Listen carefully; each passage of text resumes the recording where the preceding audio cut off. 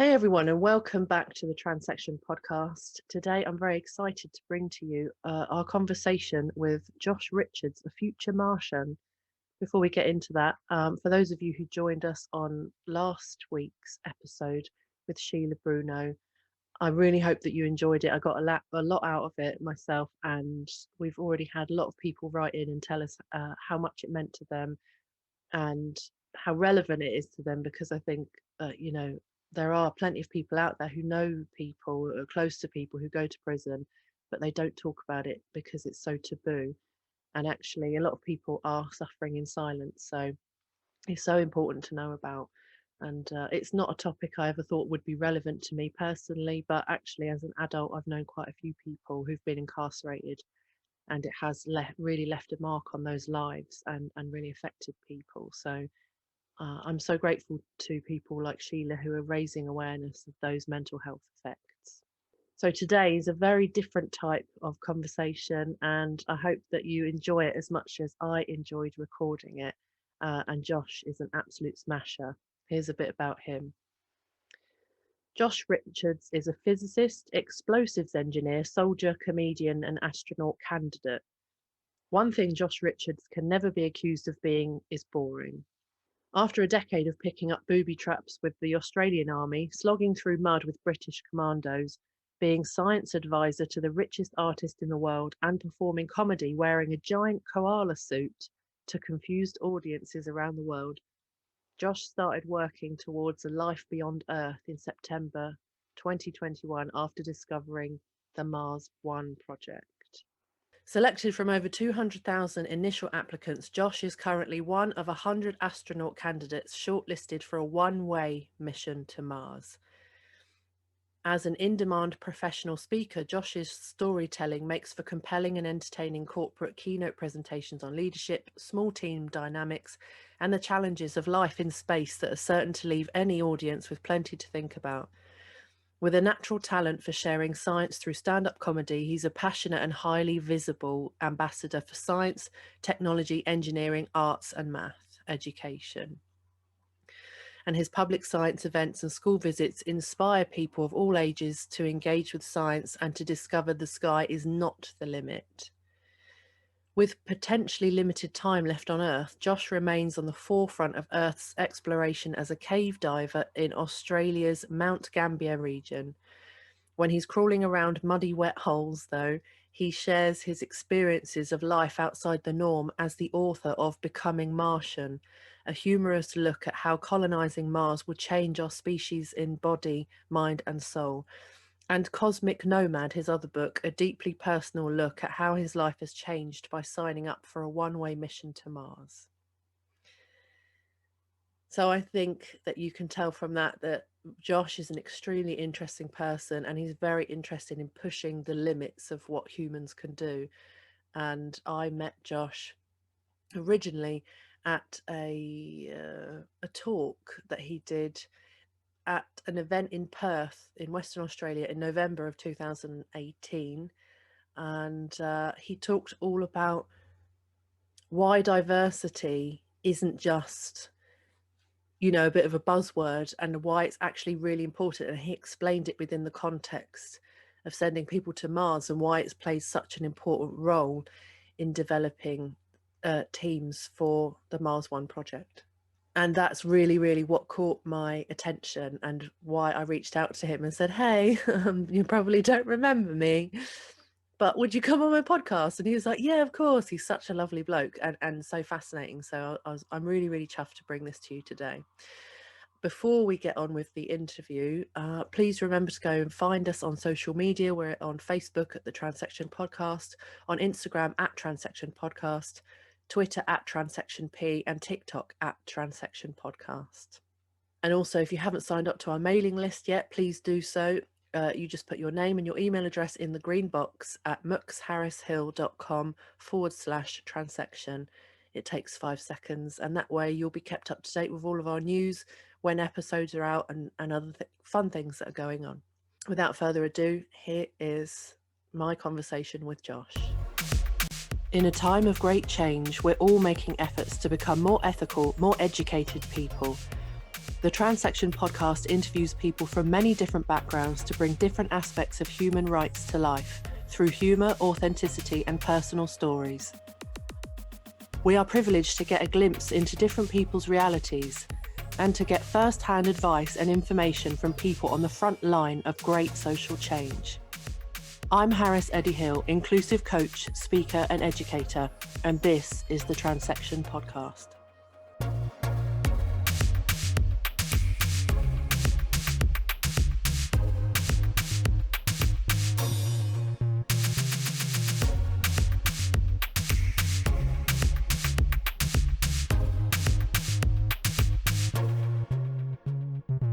Hey everyone, and welcome back to the Transection podcast. And today I'm joined by Josh Richards. Hey Josh.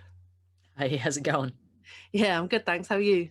Yeah, not too bad. It's pretty late here. We're here in Mount Gambier in South Australia, and I think it's 20 to 11 here at the moment. So yeah, doing pretty right. It's been a long day. Yeah, I imagine. Thanks for staying up late. Josh, I met you at a talk on diversity in Perth, Australia, where you were talking about your candidacy for Mars One and how diversity is crucial to that selection process. Do you want to first tell us a bit about Mars One and what that's all about? Sure. So Mars One's an international not-for-profit organisation based in the Netherlands. They started in 2011 and sort of became public. They announced themselves to the world, I suppose, in 2012. They opened for astronaut applications worldwide in 2013.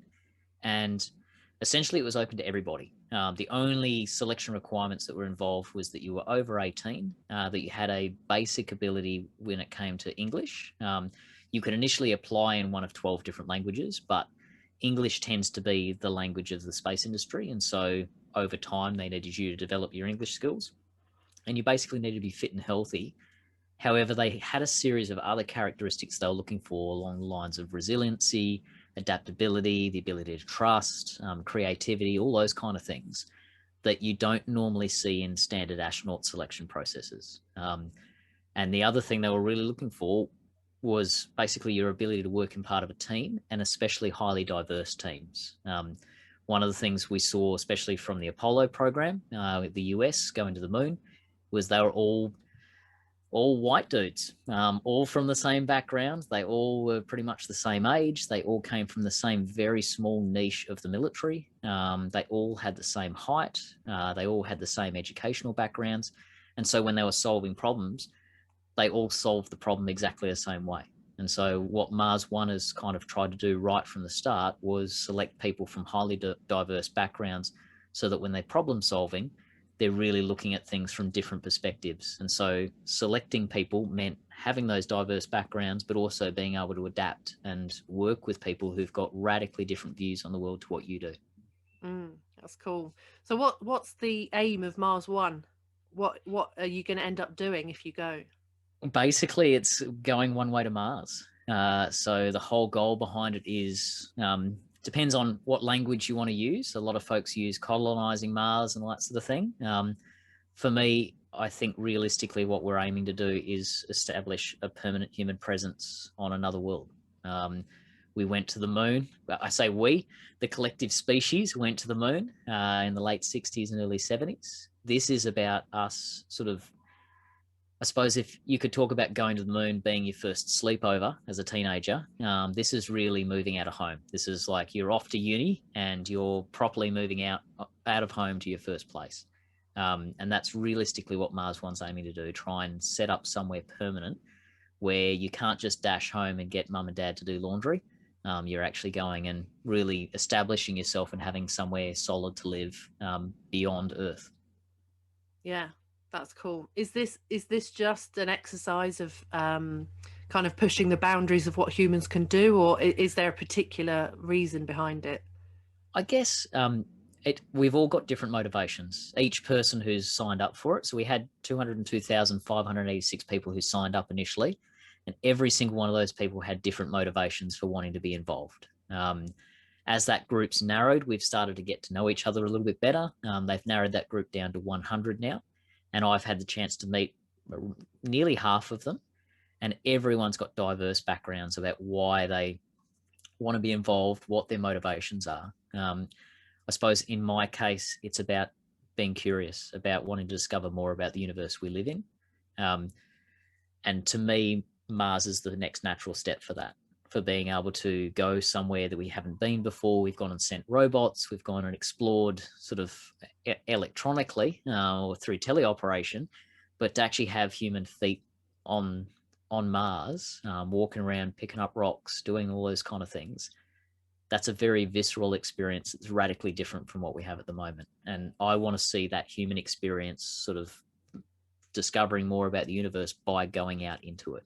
And Mars One, I suppose, is aiming to do that by sending people with no plan to come back again. Yeah. So if I remember correctly from your presentation that I saw you doing, there's going to be initially 4 of you sent up there. Yep. So from the 100 that we've got at the moment, the goal is to try and trim that group down to about 40. They do that through corporate team testing, basically, or corporate team testing on steroids, basically putting people in highly stressed environments where they have to work in teams and get them to make decisions. And there's no right or wrong decision on a lot of these things.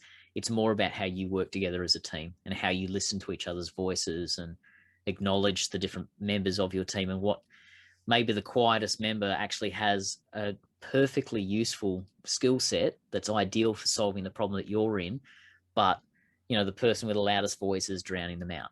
And it's not about getting these things right. It's actually about self-reflecting and looking at how you select people that will work together really well.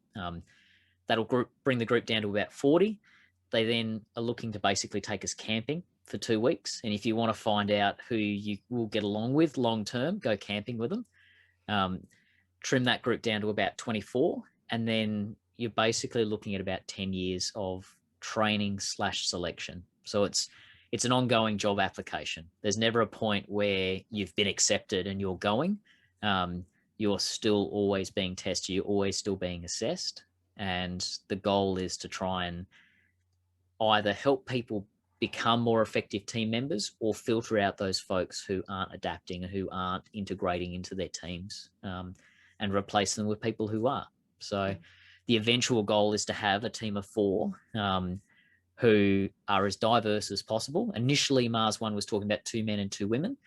The reality is there's so much variety, like gender variety, in the 100 candidates that we've got. The idea of sending 2 men and 2 women doesn't really make a lot of sense anymore. It's actually about sending a team that is as diverse as possible. And that's diversity of gender, of sexuality, of culture, of religion, of all sorts of different things.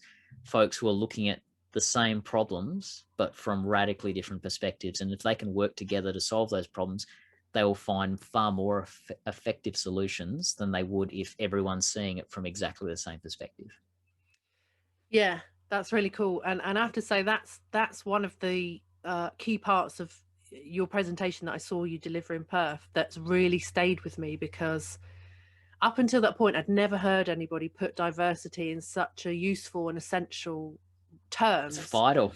It's so vital. And then I sort of, after that, I thought about it for ages, and after that I was thinking, I've done sort of advocacy around LGBT rights and stuff like that for years, and for me it always seemed obvious that actually people who are different to you always have something really important to contribute to the kind of the human experience and the conversations that we're having and our approaches and stuff. But it always felt like just something that I believed, but nothing I'd ever heard anyone say out loud before. So when I heard you say that for the first time, I was like, that is brilliant. And it was confirmation of what I thought, but I'd never heard anyone say. And I think as well, the fact that it was such a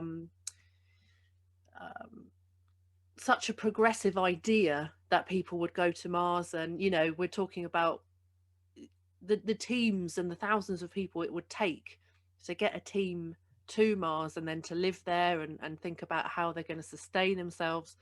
That's like leading edge big thinking. And the fact that diversity then came into it, it just made me really happy. Yeah, no, and it's at the end of the day, so Mars One's kind of come at this from a slightly different perspective. They've come at it both from the idea that highly diverse teams are more effective, and like that's not really up for discussion. You shove a bunch of the same kind of people together and they are going to find one solution. You shove a variety of different people together, they'll come up with half a dozen different solutions. But they've also come at it, so Mars One has come at this problem from a representation perspective as well. So it's not just about finding the best team, it's actually finding the best team who also represents the diversity of humanity. The biggest one for me in particular, as an Australian, I got told from a very young age, you can't go to space because you're not an American citizen or you're not a Russian citizen. Like that's literally what my parents repeated back to me as a 7-year-old of like, if you want to go to space, if you want to join NASA, you have to be a US citizen.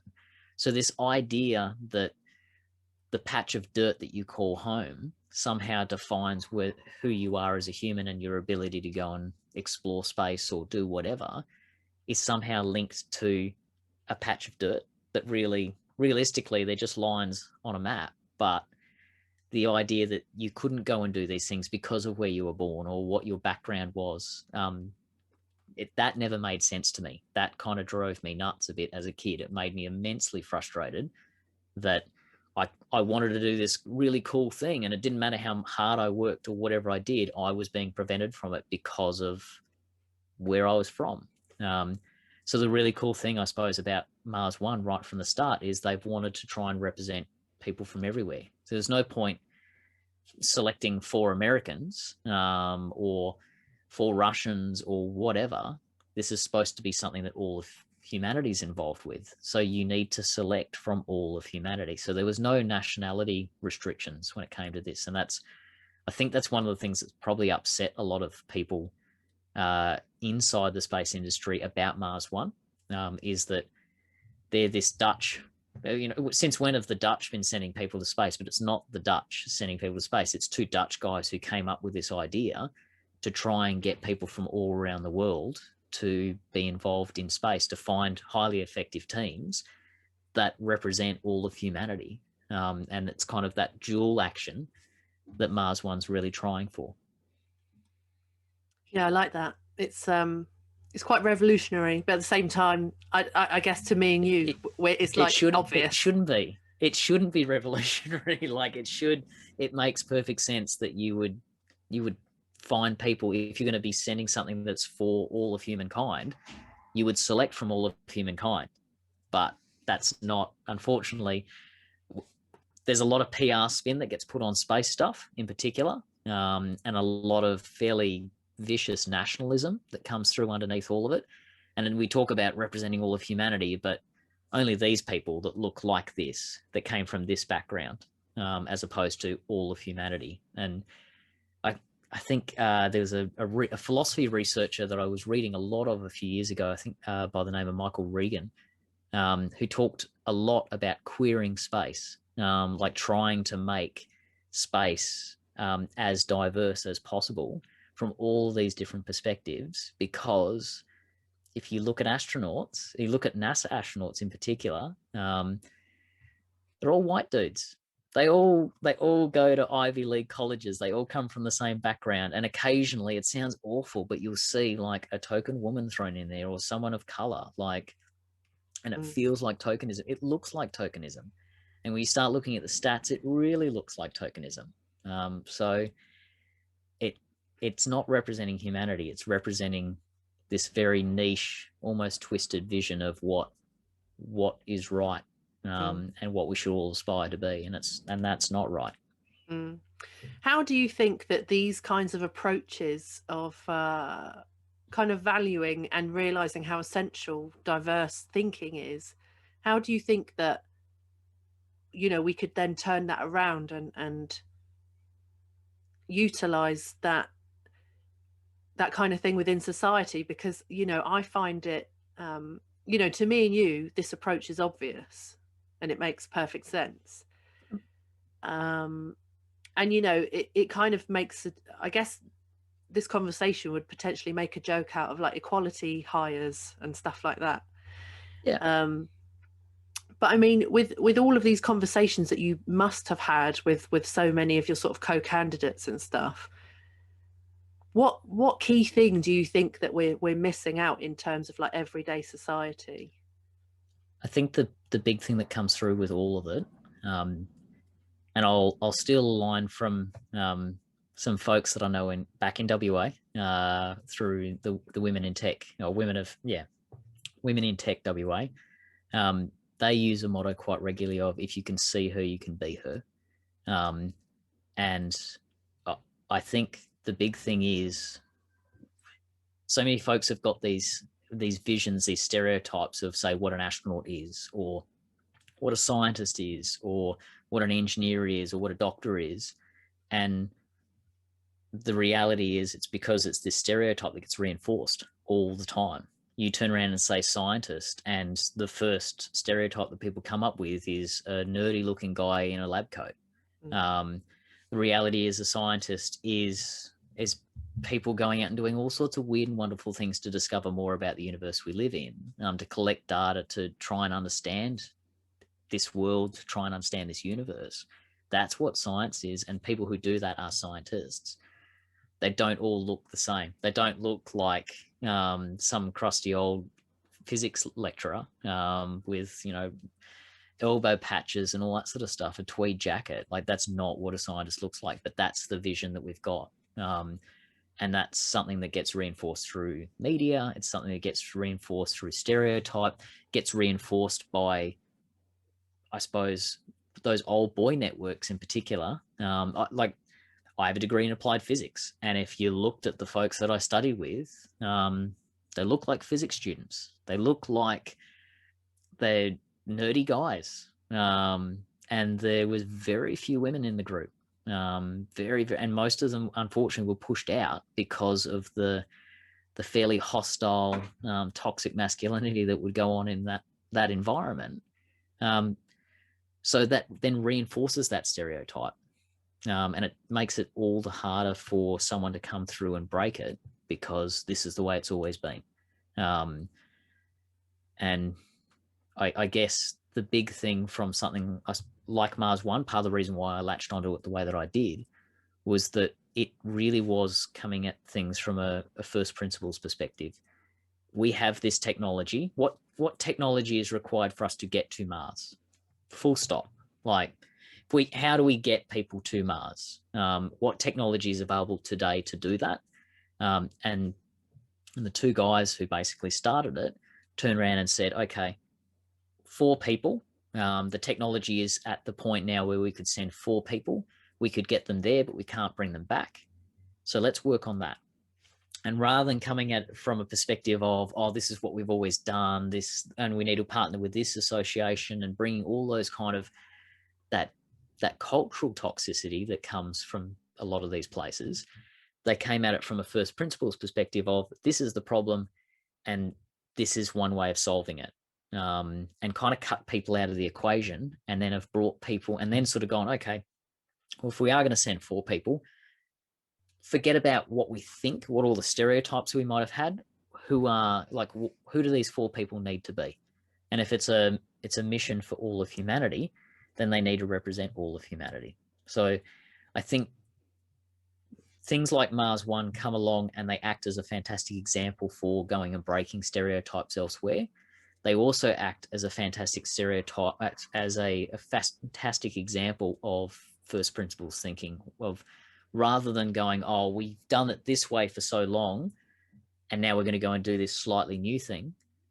Actually look at the problem you're trying to solve and go, how do we solve this problem, without assuming everything, without bringing all these other cultural assumptions, because the cultural assumptions are inevitably a little bit racist, a little bit sexist, a little bit everything. Actually look at the problem and try and answer it, rather than assume you know the answer, or we've always done it this way before. Yeah, that makes perfect sense. You said, I don't normally get involved in drama, but you did say that this new approach has been, it's ruffled some feathers. So I'm curious. A little, yeah. I'm curious to hear a little bit about that, if you can tell us. I mean, the big thing, again, it comes back to nationalism. When people say space, usually the next thing they say is NASA. And that doesn't, like, NASA realistically has the largest budget of any space agency in the world. But they're not the only space agency in the world. Like, people don't talk about Roscosmos, for starters. They talk about the Russians, but they don't talk about the Russian Space Agency. They don't talk about the European Space Agency. Now, ESA has done an amazing job in the last few years of doing a lot of outreach and making people aware that they even exist. But ESA has been around for a really long time, but everyone talks about NASA. It's always about NASA. And it's, again, it's about reinforcing quite a lot of nationalist attitudes. And then when you have a complete rogue agent like Mars One come along and go, we're going to throw out the borders, we're going to forget about all this stuff of where we come from, and we want this to be something that all of humanity comes together, it makes you a pretty big target, especially when you talk about one-way missions to Mars and you get a lot of media, and some, like an organization like NASA, sort of really survives on media. They survive on public interest.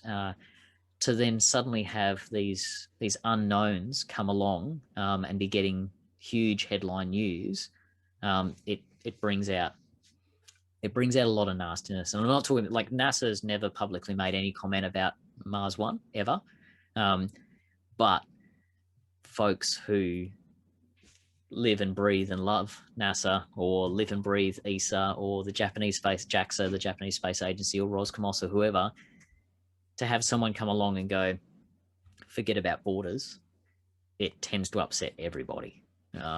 So Mars One has done a pretty good job of upsetting everybody. Unfortunately, there hasn't been a lot of progress in the last few years. Things have kind of tapered off. They've always had issues with funding.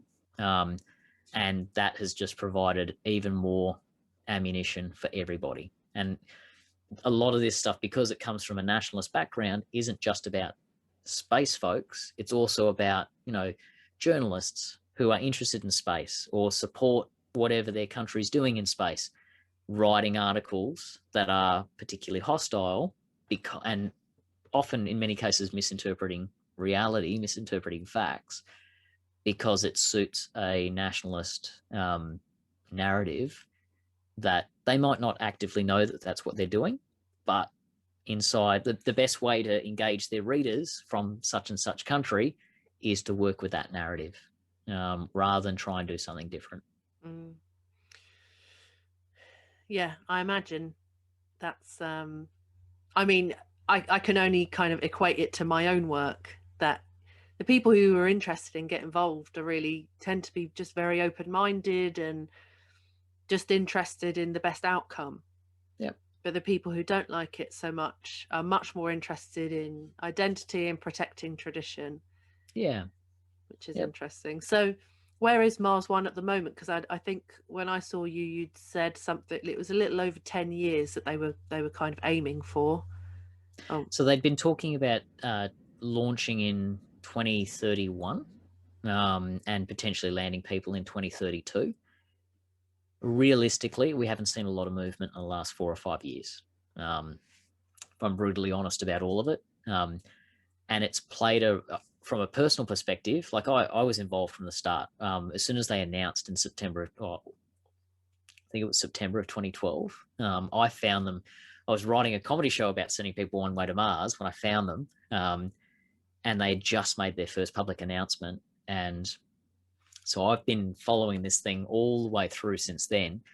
And in the last couple of years, I've kind of had to turn around and go, well, yes, I did a lot of incredible engagement, going and visiting schools and talking to kids and doing all these really cool things, but it gets harder and harder when you don't hear anything, when you don't get updates, when you don't see progress, you don't see the funding coming in that you kind of hoped was going to happen. So it's not a case of giving up hope. It's more a case of, I also have to pursue other interests as well. The space industry can be pretty hostile, especially if you're aligned with someone an organization that draws fire.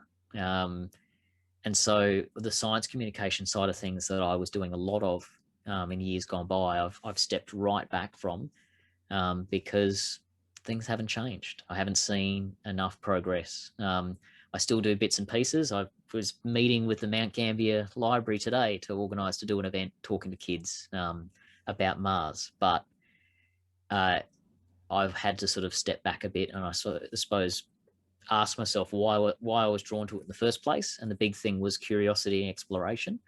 And to me, the big sort of thing to be exploring, the last real area of human exploration on Earth, is caves, is cave diving. So that's why I'm in Mount Gambier. That's why I moved here. So yeah, in terms of where Mars One's at now, it's hard to tell. It's hard to know. I think all of us that are still involved are still hopeful, still waiting to hear. But I think as time's going on and we don't hear very much, it becomes harder to give it everything. I'm sure if we got an update, if I got an email overnight, my whole world would spin in a heartbeat. But we've kind of been waiting for that email for a few years now. And until it comes, I think we're going to see more and more folks pursue other interests. And when there's a genuine opportunity for people to, buy a ticket to the moon, or other opportunities to sign up to go to Mars. We've had Dear Moon recently, the program with Usaka and SpaceX. So they've been looking for people, these artists, to go and send to the moon, or send 10 or 11 people to the moon. And so I signed up for that. I put my application for that as well, and I'll keep applying for different things all over the place. But yeah, it's definitely been hard the last couple of years to keep the enthusiasm up for Mars One in particular, because there's a lot of criticism and there hasn't been a lot of updates.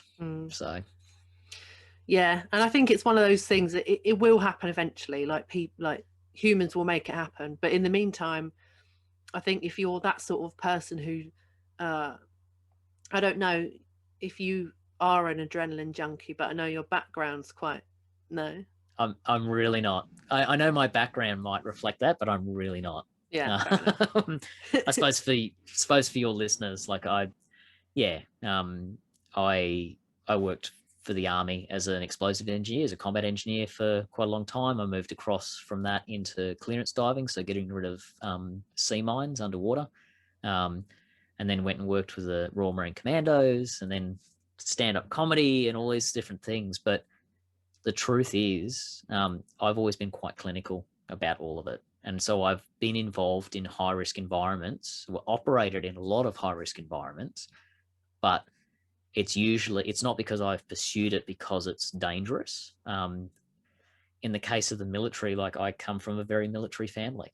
That was my dad did 15 years with the Army in all sorts of weird and wonderful places. My grandfather was a Royal Marine Commando in the UK.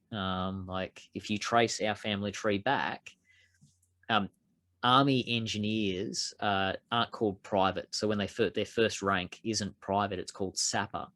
And the term sapper comes from sap, which is a Dutch word, where basically to knock down the old English castles, they'd dig trenches towards the castle walls, dig under the castle wall, pack it up with hay.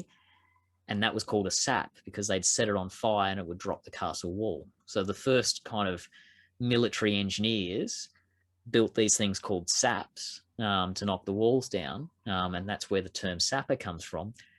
It was one of my ancestors that took the technology from the Dutch and started using it with Oliver Cromwell during the English Civil War to knock down. So that's kind of where my heritage comes from. Right. So the military side of things was it almost felt natural.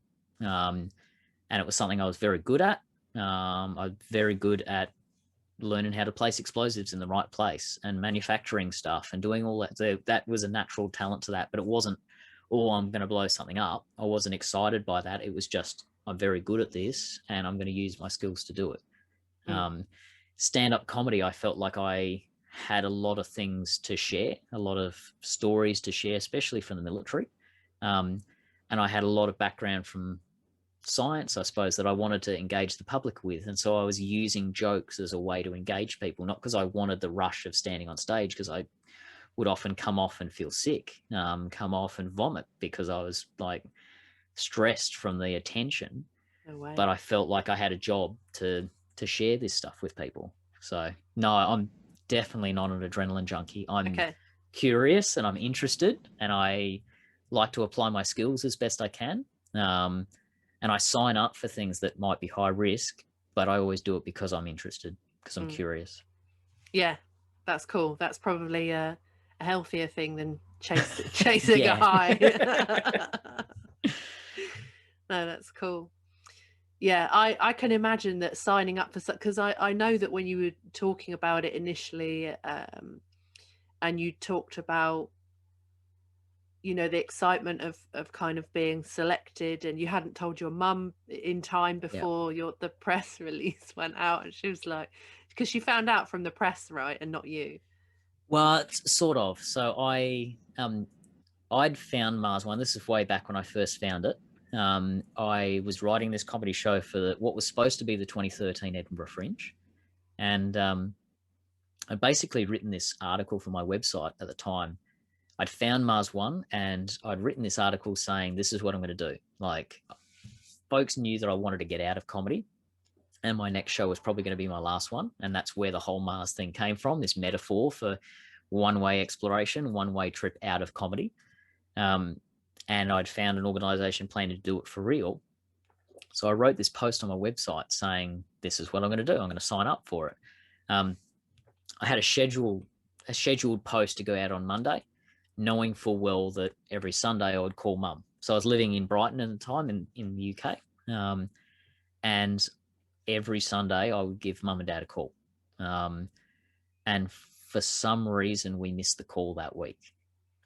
So the post automatically published on the Monday morning.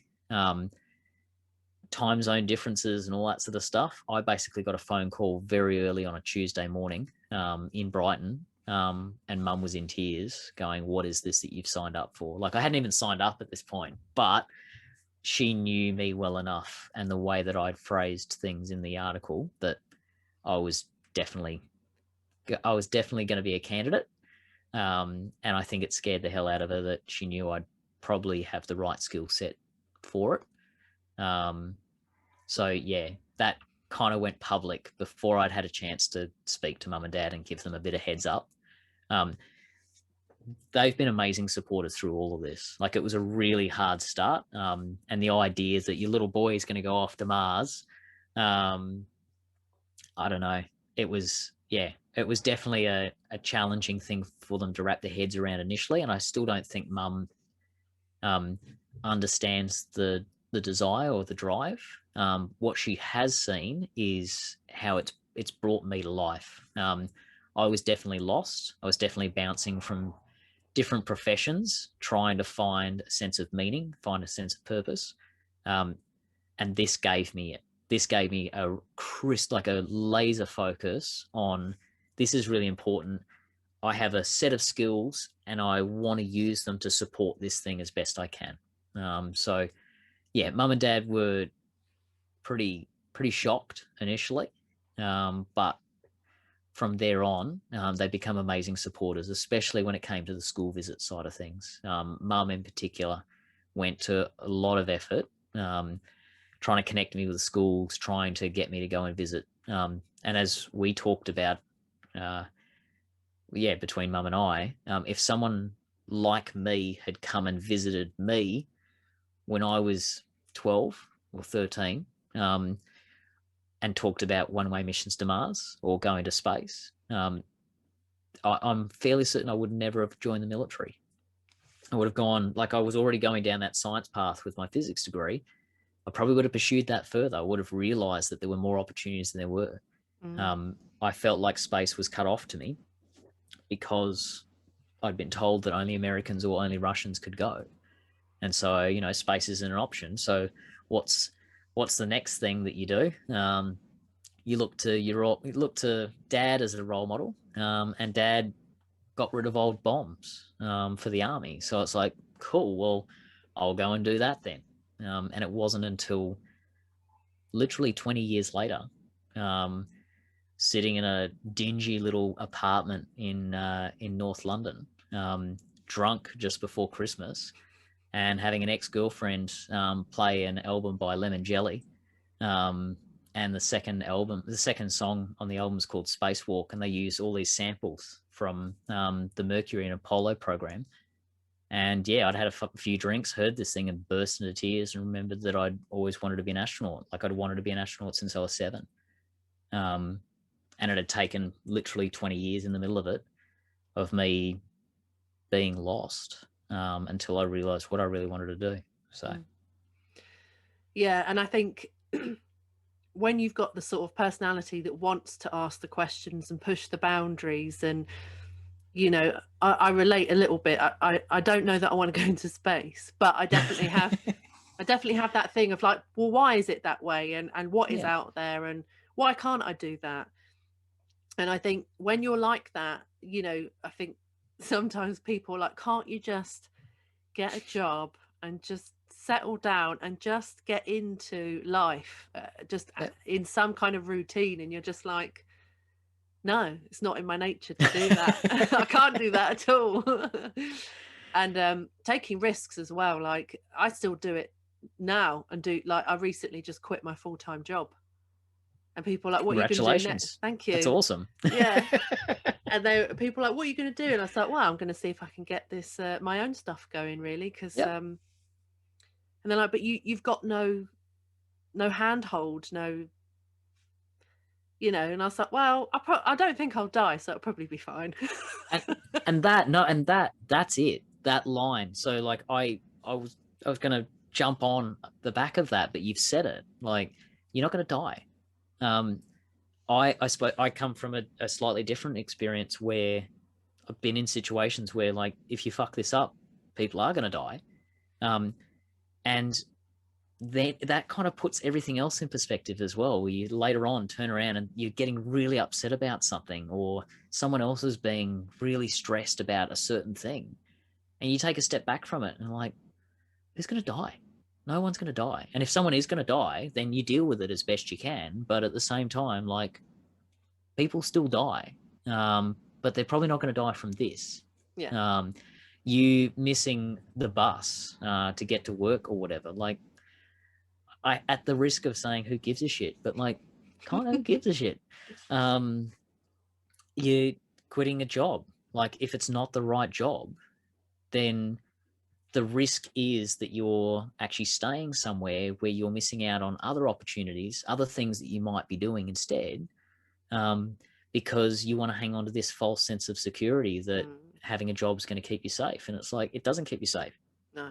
People die for weird and wonderful things all the time, but they're probably not going to die just because they quit their job.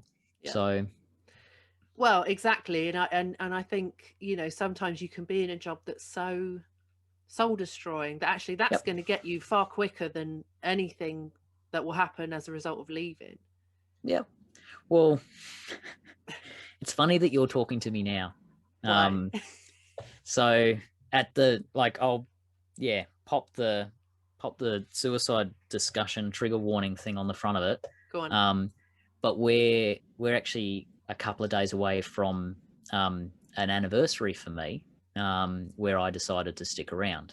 So April 19th has always been, for the last 12 years now, has always been a funny time for me, because I was working a job in the mining industry between leaving the army and before I sort of rejoined the Navy. I worked as a shot firer, as a blaster, at a mine site for several mine sites for quite a long time. And yeah, it pretty much drove me into that space. And I use it as a reference frame now. I use that point. Like, I got through the long night. I realized I still did want to be here. I'm really glad that I did that. Really glad that I decided I still wanted to be here. And now I suppose I use that night and that point of, no matter what happens, or no matter what has happened, some really shitty things have happened in the last decade. but I've never been in that space. Like I've never been there again. And I got to that point through a set of circumstances where I felt I had to hang on to a job in particular. I had to stick with this particular thing because my partner at the time felt like I needed to support them, like all of these different factors. And I felt totally and utterly trapped. And every decision I've made since then, I fucked up so badly, so many times since then. But it's always felt like I'm failing forward. It's always I'm things that I've mucked up. They've mucked up so that I could then go and do something else that might lead me somewhere else, to somewhere that would be better. If I hadn't made the mistakes that I've made, I would never have gotten involved with Mars One. When I first found out about Mars One, I was literally living in a friend's garage. I was borderline homeless. Didn't really have a fixed address. Didn't know what I was doing. Had given up a semi-stable job elsewhere in the UK because I wanted to go and pursue comedy. And then I realized I really didn't want to pursue comedy. So I was kind of stuck in this weird space. And then it left enough room in my life for something truly extraordinary to come along. So I still hang on to that date as a reminder that no matter how much things up and down, it's always kept getting better and better overall. If you look at it on a large enough scale, it's gotten better and better consistently since then. And it's always come from taking risks to let more room into your life, rather than getting weighed down on responsibilities or have tos. It's been more want tos and believe ins than feeling like you're trapped in somewhere that you don't want to be. Yeah, I hear that and relate to a lot of that. So do you think that you're the big risk taker in your family, or have you got quite a few of you? It depends on how you approach risk. So I'm probably the maybe left-leaning, unpredictable, weirdo, I guess. But if you look in the family further, you see a lot of those sort of behaviors that are less acknowledged. At the risk of outing, the rest of my family, there's definitely, I'm probably the most vocal about all these sort of things, and the least filtered. But if you know where to look, Dad, I think it's fairly safe. I can say publicly, I suppose, with Dad in particular, he's always been a risk taker, and his risk taking, we would disagree on how we perceive risk, but I would say that some of the stuff that he's done and somehow survived, no, I think it'd probably be fair if we were equal, to be honest with you, because I've done plenty of stupid things as well. But yeah, more luck than anything else that's kept both of us alive at different times. My mum and my sister take risks in different ways. Yeah. So I wouldn't say any of us are big risk takers. I think in my case, at least, I can't really speak for my dad, but in my case, I've generally felt that the risks that I've taken were for something. They were in the pursuit of meaning of some type. I guess the explosives work that I did with the army, it was always this attitude in the back of my head that I'm helping make the world safer by getting rid of these horrible things. And realistically, the turning point for me leaving the military was realizing that the unit that I was part of wasn't making the world a better place. Like it existing at all, in many ways was making the world a much worse place. So yeah, that realization meant that I couldn't stay. I needed to leave, and it happened quite quickly. So the risks I've taken have generally been associated with pursuit of meaning in some form. Yeah, That's cool. Tell me a little bit more about that realization for you when you're in the military. Yeah, that was there's a lot of build up to it. It happened, the realization happened quite quickly. There's one particular incident that really pinpoints it, but looking back now, there was a lot of things that built up to that point as well. I'd been very frustrated. I've been very frustrated with the Australian Defence Force, that I hadn't been able to do the things that I thought I was capable of, that I was really good. I didn't feel like I was being utilized. I had skill sets that would be very useful, but I couldn't do those jobs. And so I'd sort of grown frustrated with the Defence Force. Became quite despondent, and decided that because I could get English residency, I had the opportunity to apply to join the Royal Marines. So I did it and was very good at it. Most of the guys who were joining are 17, 18. I was an old man at 24. And I was one of the few who had previous military experience, and I was very good at it. I knew how the rules worked. I knew what you needed to do, all that sort of stuff. And I suppose what I didn't realize through it was that the culture was really shaping. The culture was really coming from quite a, in many cases, quite a racist perspective. And it quietly fed on a lot of those racist attitudes that were coming from a lot of the guys coming in from really rough backgrounds. And it was giving them an opportunity, I suppose, in their head to pursue some of those attitudes in a fairly violent manner. And I saw it as a job. I saw it as a thing of, you're helping make the world safer. This is a shitty job, but someone's got to do it. And it turned me into quite a nasty piece of work. We all the guys who had previous experience kind of fell into different roles inside of our troop. We had a guy who, he kind of became the officer. He knew what needed to be done, and he would tell people, this needs to be done, this needs to be sorted, go and do it. We had another guy who had seen a lot of stuff with his previous unit, but he'd never been promoted. He'd never sort of done any leadership type stuff, and he kind of became the dad that would give people a hug and tell them it was all going to be okay. And he was usually giving him a hug after I'd screamed and shouted and punched him. So I became the little 5'6" fiery ginger enforcer, and it turned me into, I hated the person it was turning me into. But I needed to play that role, because if I didn't play that role, if someone didn't play that role, the environments these guys were going into, they weren't going to survive. So you need someone to give directions. You need the carrot or the blanket, and you also need the stick as well. And so all of that stuff was happening. I didn't like what it was turning me into. I ended up getting sick. So I went out on Dartmoor as part of an exercise. I got bitten by a tick and got Lyme's disease and didn't know it for quite a long time.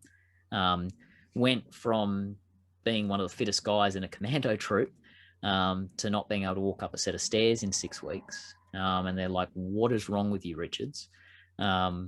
And eventually I had 2 guys literally drag me into hospital. And I think I lost something like 8 or 9 kilos in about 5 days. Had to learn to walk again afterwards. Like it hit me pretty hard. And spent all this time in rehab, determined to get back into training. It's going to be great. Rah, rah, rah. Rehab means you've got more time to think. So it's not just you recovering, it's also more time generally, which means you start to reflect more on what you're doing and why you're there. And I was still determined. I'd starting to have doubts, but still determined. Got back in, started with a new troop, came back in at the level of training that I'd left. And I'd only been there a week when we went to a lecture. And I'd separate injury, but I'd twisted my ankle a few days before. So I went off to the hospital, got some ice packs, came back. And as I came back into this room, into this lecture, there was a 17-year-old guy there talking to one of the training corporals.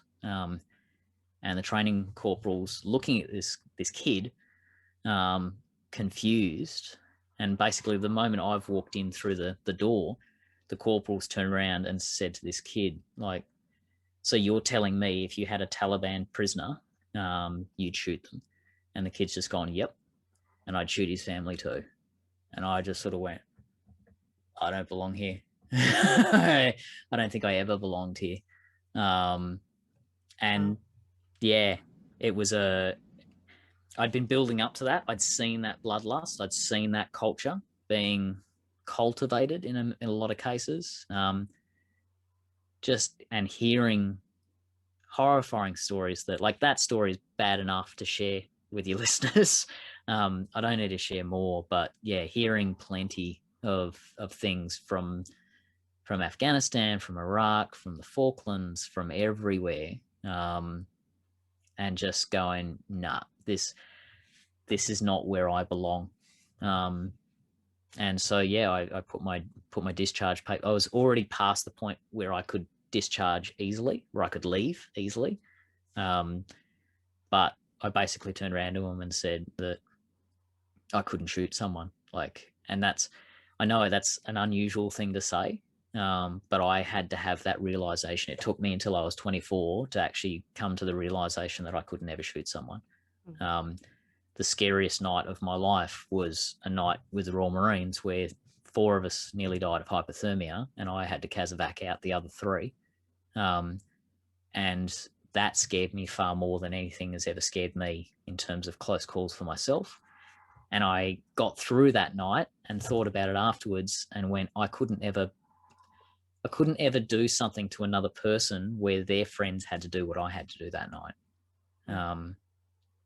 So yeah, I realized I couldn't shoot someone.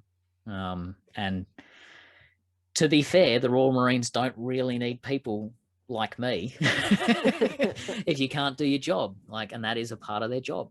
And so when I sort of said that to the staff, who were, again, I was past the point where I could just leave without any questions. It had to go through different levels of bureaucracy. But when I spoke to the top level of bureaucracy, the colonel that was there at the time, and said, I don't want to shoot people, I can't shoot someone, they fast tracked me. They got me out, because there's no point having someone like me with that kind of attitude hanging around, potentially poisoning the culture that they cultivate, where you are preparing people for that job. So wow. Yeah, no, it was a pretty easy decision to make in the end. But it took me a long time, and I had to break a lot of I won't say family programming, but breaking away from that family heritage, breaking away from this identity that this is who I am, this is what I'm good at. And as it turns out, I'm okay at a lot of things. It's just that I had gone down that certain path, and gained different skills that were very useful in a military setting and not that useful in civilian life. So yeah, it's interesting, isn't it? I think I'd considered military stuff when I was younger. I think I wouldn't have lasted more than 2 minutes anyway. So it's a good thing I didn't waste anyone's time. But I realised that a lot of the reasons that drove me towards all of that was because I'm very, very highly functioning anxious person, and I was just very good at thinking about what could go wrong, planning ahead, yep. and all that sort of thing. And in the end, I was like, I don't want to capitalise off of my mental illness. I don't think that's like a good career move. Fair. Yeah. So what are you doing for adventure now? Tell us a little bit about what you're doing now while you're sort of filling your time and doing things that you like. I suppose my big thing now is having moved to Mount Gambier. So a few years ago, I was working on a book about what I would do with my last 10 years on Earth. And the one resounding thing that came through was that I'd learned to scuba dive when I was 12. I'd done all sorts of diving in all sorts of weird and wonderful places, but the one thing that I'd always been interested in and never done was cave diving. So I got in touch with a few folks, I chased up a few things, hit a bunch of dead ends, and eventually managed to find an instructor here in Mount Gambier that would take me for what's called basic cave. So the first entry level overhead environment. So like I'm not bragging when I say I already had ridiculous diving certifications beforehand, but I'd never done anything in a cave. So I kind of had to come all the way back to this very entry level cave course. And it was challenging. It was really hard. I, at that point, had been diving for 21, 22 years. Like I started when I was 12 and I was in my early 30s. I've been diving for a long time and this was hard. So yeah, I loved the challenge of that. And I was pretty much hooked. Like that entry level course, you're basically diving in steep walled lakes. They're not really caves. You get slight sort of overhangs and caverns and things like that, but they're not tunnels. They're not these big chambers underground or anything like that. They're steep walled lakes. But I was hooked straight away. So that was the March. I was back here in the August to the next level. And I've never really stopped since. COVID slowed things down quite a bit. And yeah, I had other things that I sort of needed to deal with in 2020. But once my sort of other responsibilities cleared up a bit, the first thing I did was bolt back here. I bought the cave divers accommodation here called the Habitat, and previously owned by a guy who I've always seen as a bit of a cave diving mentor. He's gotten himself in a bit of trouble here and there at different times, but to me, his heart's in the right place. He's an explorer. He wants to discover. He wants to learn things. And yeah, he's broken more than his fair share of rules through the years. But at the end of the day, he's curious. He wants to learn more. He built this incredible place, was looking to move on to bigger and better things. And so I bought it off him. So now I suppose I've got an opportunity to help build the community here and support cave divers and also be able to go and do it myself. And I've fallen in love, I suppose, with the prospect of discovering something. That exploration element is really, really cool. And I suppose it helps. That is kind of what I was chasing with Mars One as well. The idea that you're out there and maybe discovering more about the universe through utilizing your skills in maybe a hostile environment. Yeah, that really appeals to me. So, and being able to help other people discover cool things as well is pretty awesome. Yeah, that's awesome. And they do say, like, if you can't do space, then the sea, the oceans are the next best thing. Yep. Inner and outer space and all of that. Yep. Yeah. I don't know which one I would prefer to be in trouble in, space or the ocean. I think both. Neither are particularly appealing, to be honest with you. Yeah. And I can assure you, like, yeah, getting in trouble inside a cave is not a fun thing to do. Yeah, definitely had my fair share of scary moments. But I guess that's the balance of exploring, of going, and if someone hasn't been here before, they don't know if it's safe. So it's not about chasing that risk for the sake of it. It's about balancing that risk so that you can discover more, so you can learn, so maybe you can make the pathway easier for someone else in the future. Absolutely. Josh, thank you so much for today. If people want to read your book, what's it called and where can they find it? So Cosmic Nomad is the name of the book by Josh Richards. It was in print there for a while. I've kind of stopped printing them, and we did a bit of a limited run.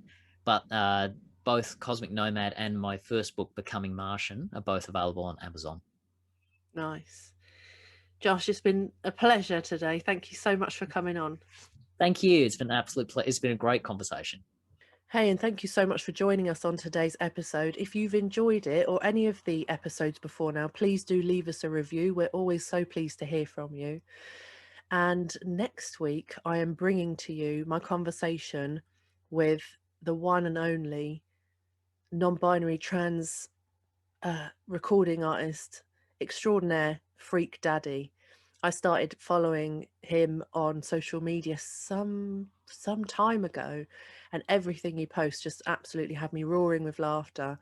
And he's just such a character and a real pioneer of thought around a lot of things, and particularly around trans and non-binary people in art and anything arty, and just a really fascinating personality. And I'm really looking forward to releasing that one next week. So until next week, stay safe, have fun, and if you have any friends that you think might be interested in this episode today, please do forward it to them, or any other episodes that you've particularly enjoyed. Please do share, as we're looking to build our audience a little bit more.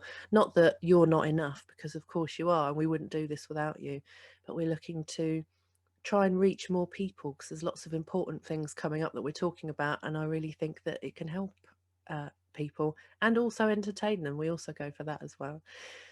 Anyway, I will see you next week.